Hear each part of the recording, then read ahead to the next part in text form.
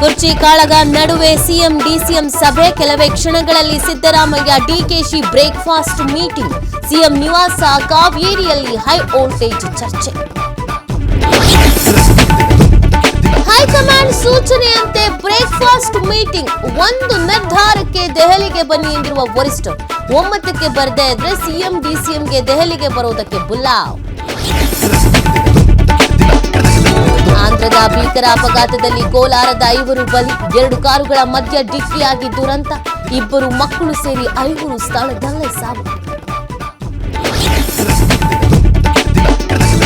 ಚಿಕ್ಕಮಗಳೂರಿನಲ್ಲಿ ಮುಂದುವರೆದ ಚಿರತೆ ಅಟ್ಟಹಾಸ ತರೀಕೆರೆಯಲ್ಲಿ 11 ವರ್ಷದ ಬಾಲಕನ ಮೇಲೆ ದಾಳಿ ಮೆಗ್ಗಾನ್ ಆಸ್ಪತ್ರೆಯಲ್ಲಿ ಚಿಕಿತ್ಸೆ